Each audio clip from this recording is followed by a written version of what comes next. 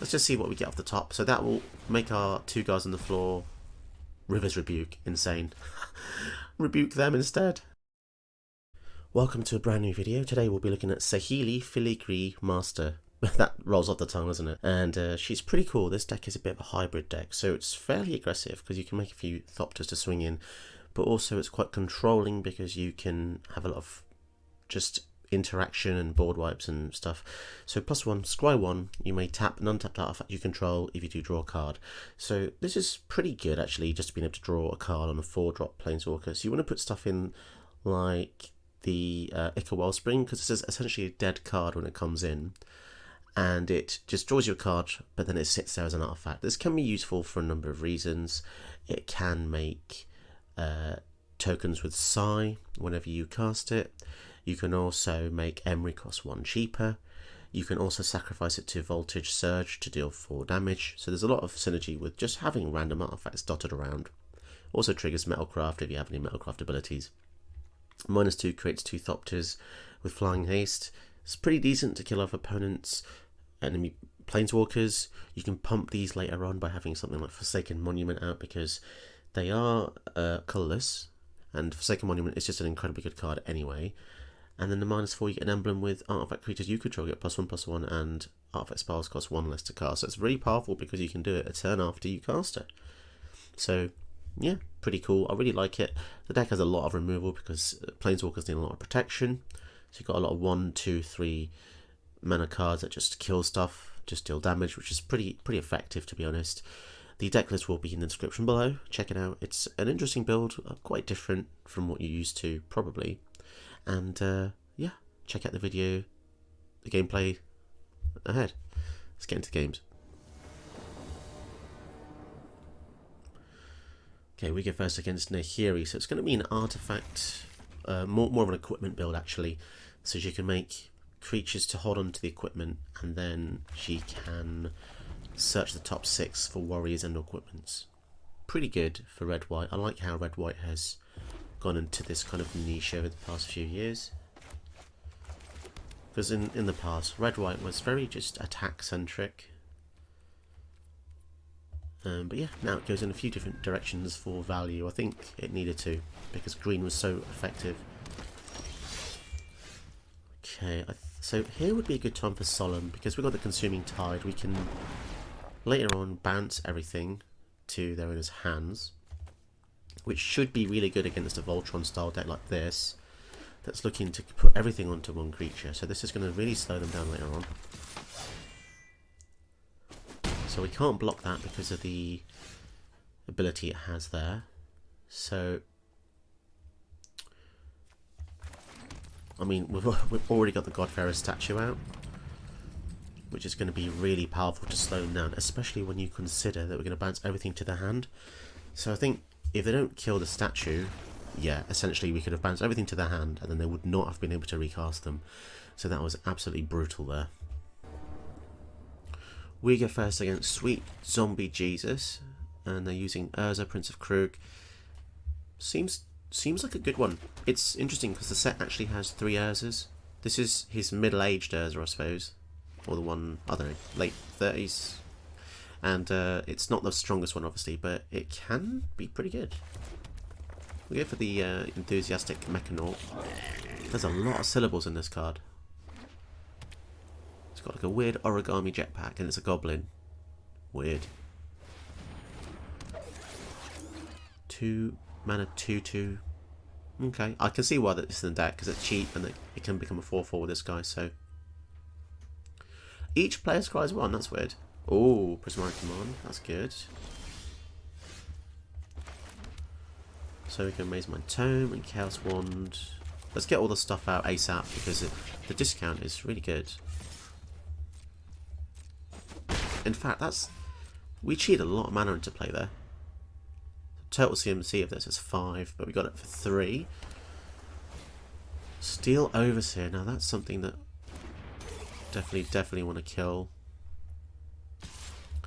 If they have a counter spell, they might be okay, but I do feel a bit mean for doing this, but kind of have to.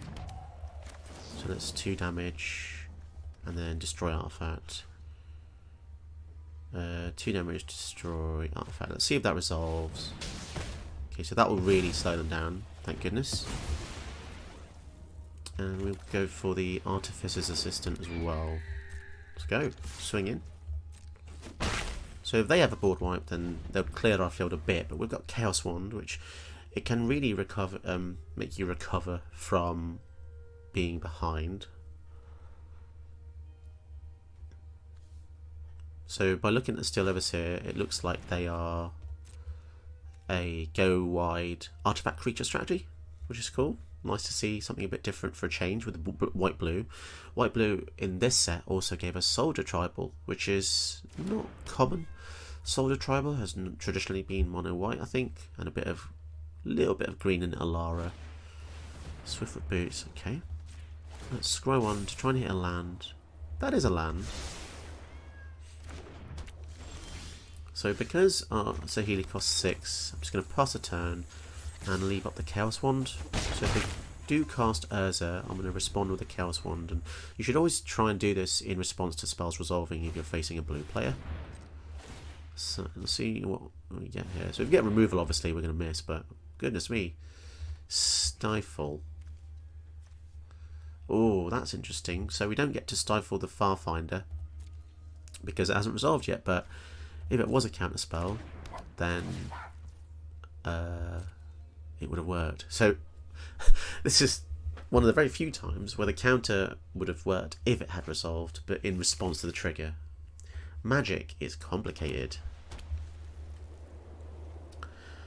So they can give it the boots and just swing in for 1, which I think they probably should, given the fact that it's got vigilance and they can't block our flies anyway.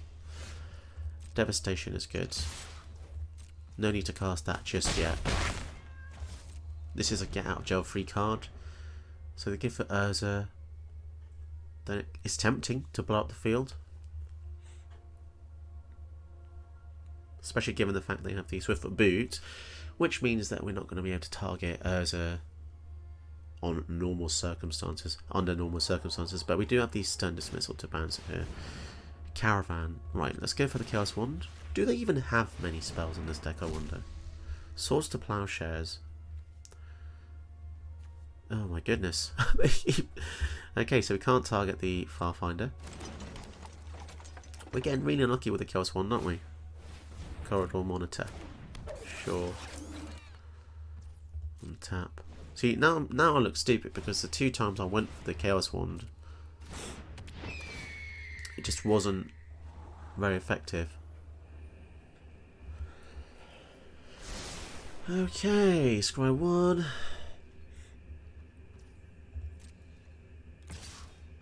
Swinging in for 1 again. Wow, they are playing full control and I can certainly feel it. Okay, let's swing in.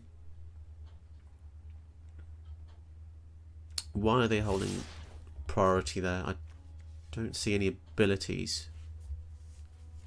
They've got something, right? If they're holding priority without any actual... Oh my goodness. Yeah, we'll pass the turn.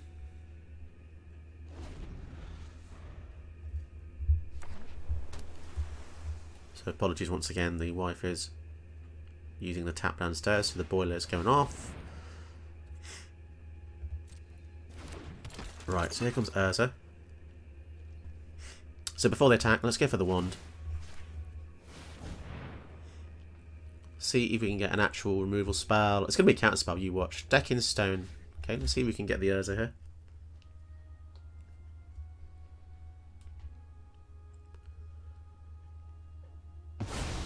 Okay, that's cool. So we get rid of that. Now, interestingly, they could have actually crewed the Cultivator's Caravan in response in order to have a 5-power attacker, but they chose not to, which is fair enough.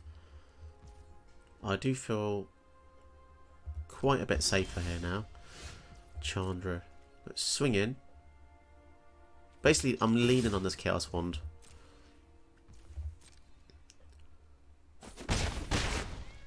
Okay, and yeah. no reason to do anything. There literally is no reason. We have lethal in 3 turns. So if they do go for Urza again, we'll go for the Chaos Ward. By the looks of it, they don't run counters. A noble Azorius player.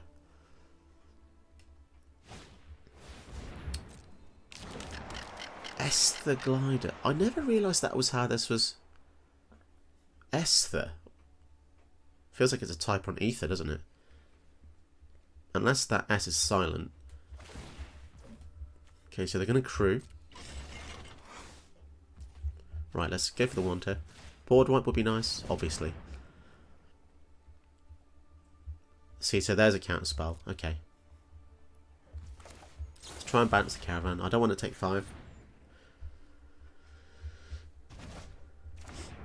So we'll be taking 2 instead. And also I want to scry because I've missed a few land drops and it's a bit annoying as well. That's not really good right now. Okay, down to 16. And the Caravan comes out to play again. Seriously, no lands.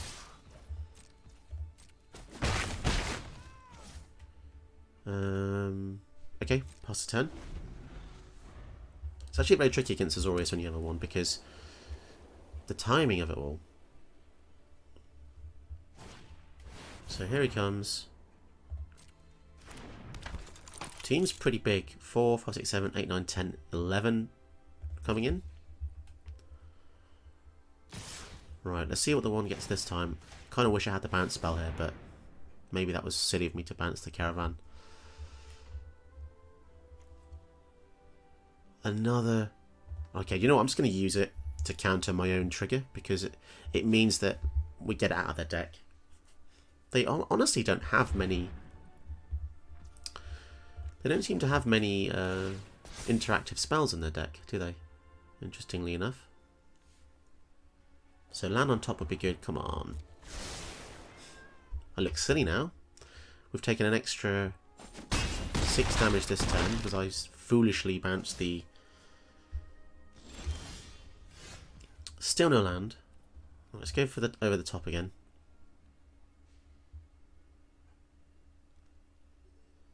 What have they got here?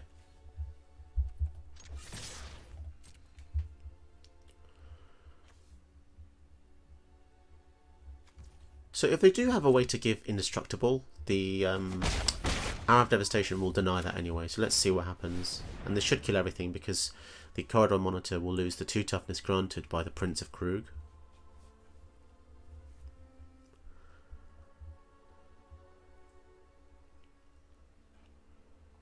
And we are at virtual 9 life because when this goes off, we'll gain 4. Okay. So I feel like we're fairly safe.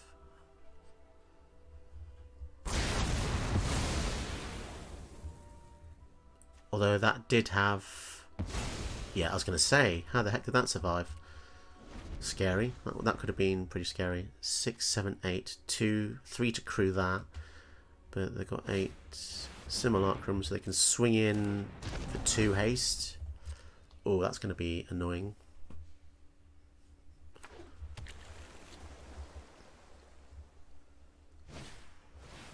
Covert Technician. Oh no. Okay, no. We should be fine because we gain the life from the tome.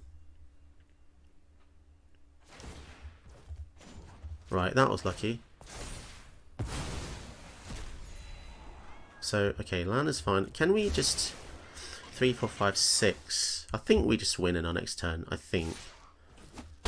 Yeah, but it was very, very, very, very, very close. So we go for the Flame Breather. Chandra.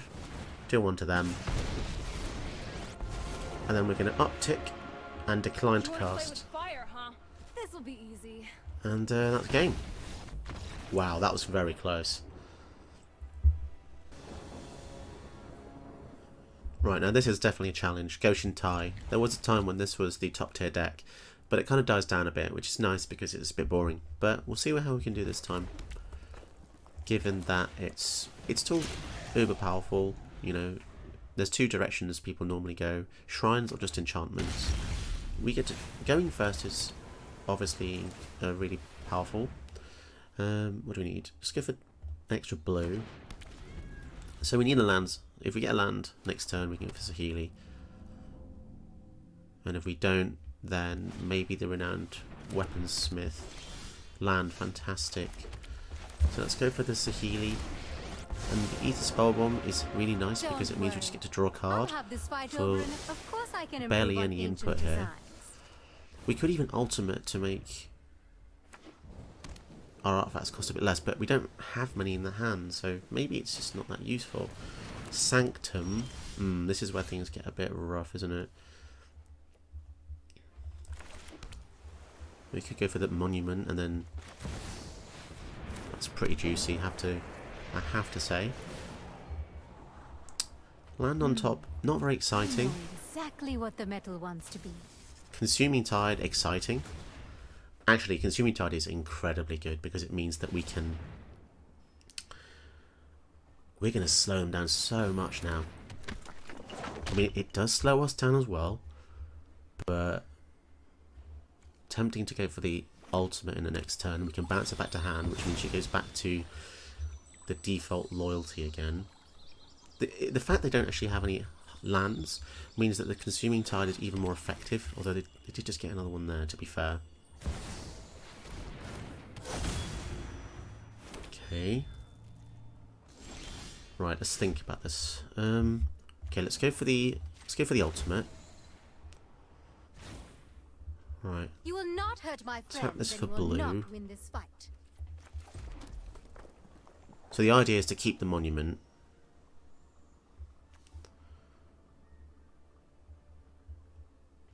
So we don't need to worry so much about...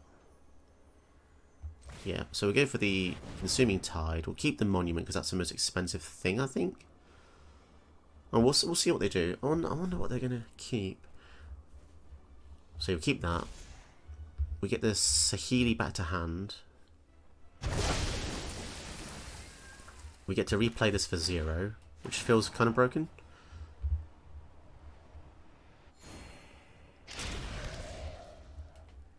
And Cold Steel Heart. Naming blue, I think. Okay. And yeah, we'll just keep the rest of the mana up. Unfortunately, we don't have anything that taps for colourless on the field. But, you know, we've got a Sahili emblem, can't really complain. Getting another emblem would be insane as well. I really want to kill, to be honest, either of these creatures would be good. So Jukai Naturalist, yeah, that's something that I want to kill, but I won't get priority. So let's kill it in response. And then in our turn we can go for the Brittle Blast, killing the actual Goshen tie. Okay, that worked out pretty good. What should we do? So we'll kill the Shintai. That will stop them resurrecting enchantments.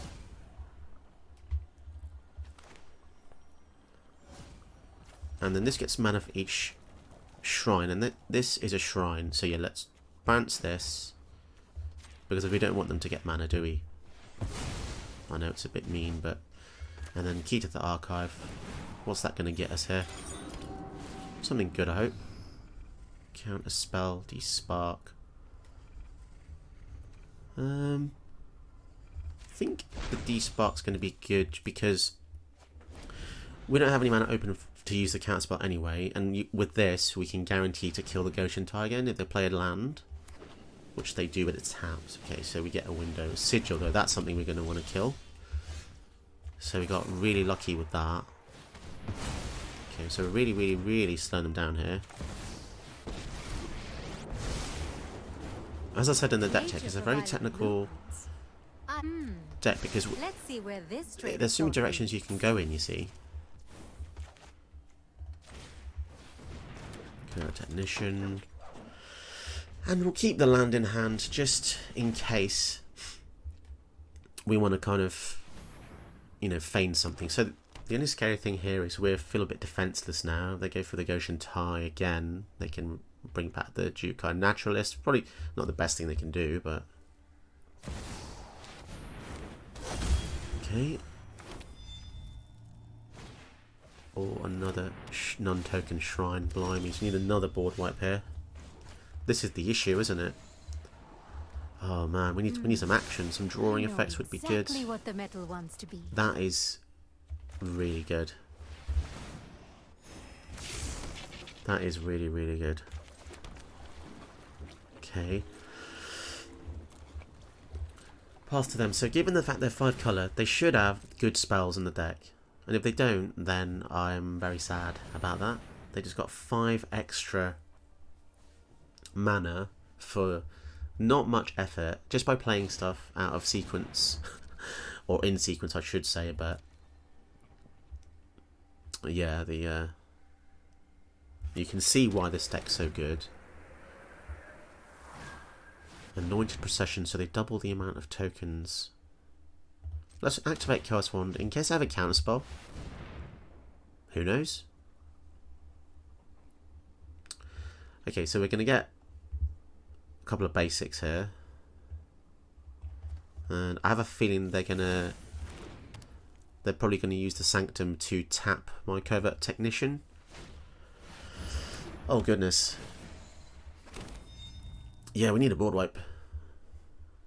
Oh, it's so good. 3, 4, 5, and tap. Yeah, so they get to kill the Sahili. Oh boy. Okay. Shame we can't untap with this. Let's see what the Chaos One gets here. I'm basically just desperate now. Search for Glory. What does that do for us?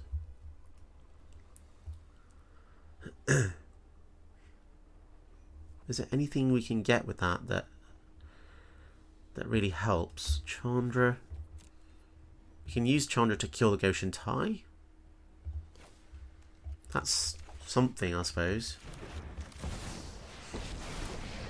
I mean, they are going to be drawing a hell of a lot of cards here. You and I are going to take them out. Stop, drop, and roll won't help you, buddy.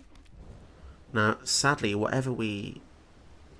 Yeah, we might as well attack because they can just pay 1 now to tap anything.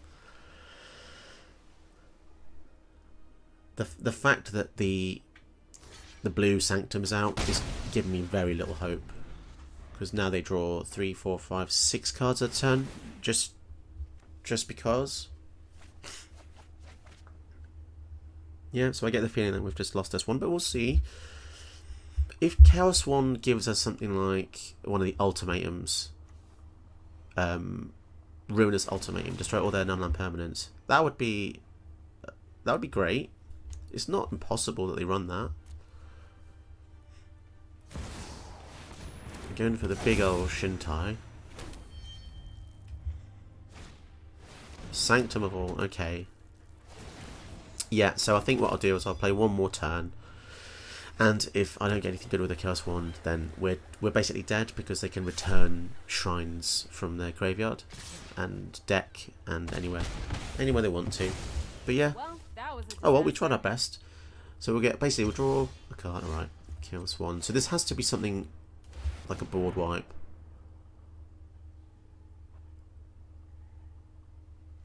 Look at the top 4 cards. Okay. Reveal an enchantment or land. I don't think that's going to cut it. But our final hurrah would be Sahili draw card, I suppose. Style, grace, So let's see what poise. we... Traits me Okay, and so we my definitely don't want that. The sad thing is if we Let's did see have a where this River's train of Rebuke thought here, leads. we couldn't cast it anyway. Solemn. So yeah, we're dead because they're going to draw loads of cards, return Sanctums, return anything they want. Yeah, cool game. Let's give them the concession and move on with our lives. Okay, so facing the brand new Teferi. Let's see if... Okay, we're going to need more mana than that. 2 mana is just too low. This seems pretty good, actually. Especially versus the mono blue player, which probably has counter spells.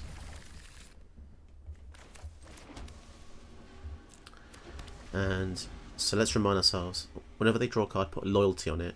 0, draw a card, -2, create a spirit. Whenever you draw a card, put a counter on that, and then -12, target opponent chooses a permanent they control and returns it to its owner's hand.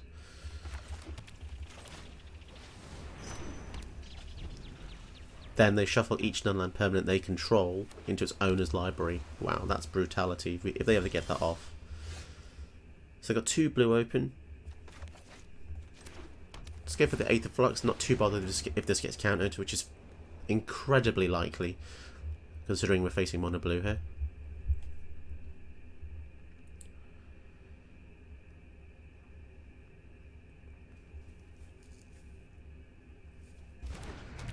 They let that resolve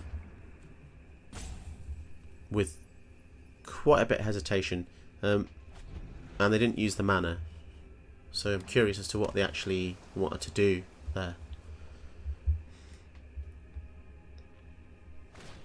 Spinning wheel. Okay, so they've taken the turn off essentially to do that. Unless they've got... No? Okay. Give me a piece of scrap Let's and I'll create some win Thopters here. I want to just start getting the aggression on here. Two beauties coming at you. 3, 4. So they can go for Teferi this turn, but they will be complete defenseless unless they've got a Pact of Negation for the following turn. But then they'll tap out the following turn, which means even more defenseless. So Healy being able to draw a card each turn should be able to help us push over the top. Relic of Legends. So 3, 4, 5. I feel like they're building towards something unsavoury here. Because, yeah, they're wanting it to 6 mana. That's my belief.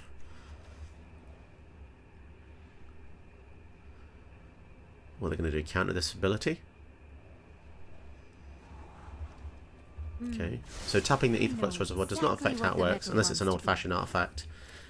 You know, from the old days where if it's untapped, would it work? Which is quite funny.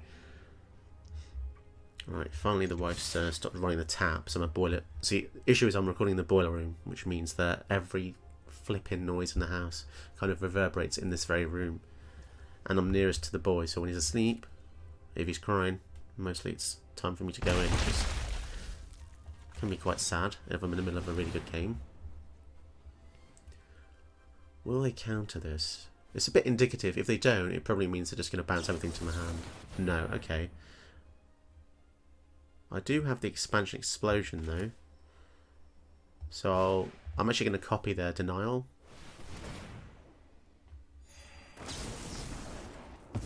And then that means we get to resolve the key. Time Warp or Despark? Time Warp's probably good. It's a thing everyone chooses, isn't it? It's a bit cheap, but there you go. Mono blue. I need all the weapons I can get. Sake of the future. So they're gonna draw a card. There is much Loyalty the goes past to can teach us. 5. Yikes. Not happy about that. Wellspring. Let's draw another card here. Actually land Let's is see fine. where this train of thought leads. Right, let's see what they do. Gonna swing both in at Teferi. Why do I get the feeling that they can just combo off in the next turn? There's numerous X spells that can draw them X cards. So they need to draw 9. Feisty dance partner. So we've got 3, 4, 5, 6, 7, 8, 9 mana. So let's try and get the Cosmos Elixir out first. If they counter this, then we get to Time Warp.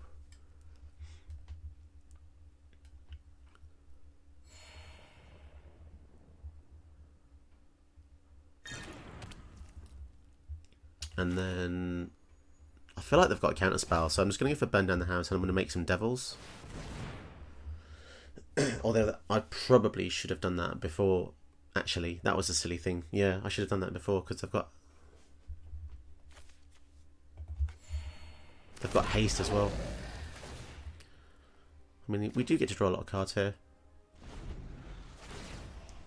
Jeez, that goes up so quick, doesn't it? Draw a card, put loyalty on it. Yeah, this is dangerous territory here.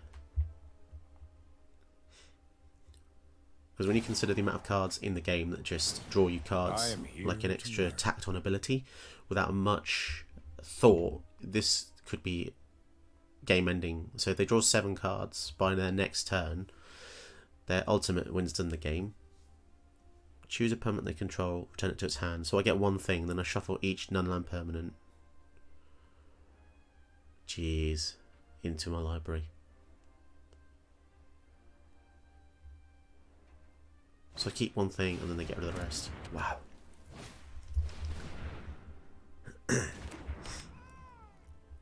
So currently we have 5 damage here. And they've got 2 mana open, so they can draw a few cards if they want to. So let's see what they've got. Let's make 2 more Thopters, so we can deal 7. Look how So my even if they heart draw hums 2, with life. we still get to kill Teferi.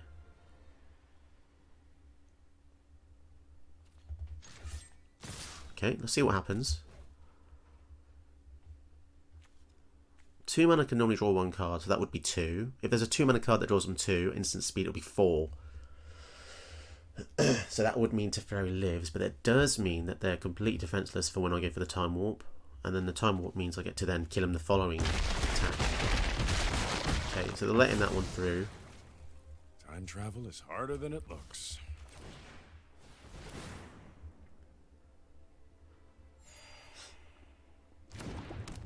Draw a card. Emery? I mean, that's cool. We gain life. We get to cast artifacts from our graveyard if we get to mill any here. Sadly, we don't have any in the yard yet. Okay, no artifacts. And there's no need to Time Warp yet. Especially considering they have 2 mana open. I just don't know what that is. 4 cards in their hand. They could have Flood of Tears, anything. Frogify on the Emery. Maybe I'm just being scared for no reason. Magic Mirror. Let's go. Time Warp. Well, I should have actually done this first. Oh well. She can't actually attack yet anyway, so... Wow, Chaos Wand. This plane's beauty is inspiring. That's incredible, because it means that we can now just cast their spells. I think we just win the game, don't we? Because we get another turn after this. So if you look at all the damage we can deal, it's kind of crazy. Down to 13. Draw a card. Oh, okay. Well, especially with the Kessig Flame Breather, then. 13's got 4, 7, 8, 9, 10. Let's... We could just make some more Thopters, couldn't we? Let's just see what we get off the top. So that will make our 2 guys on the floor River's Rebuke. Insane. Rebuke them instead. Oh, that's an incredible finish. Lol. Did you know that you can help my channel by watching another one of my videos? Go ahead, you know you want to.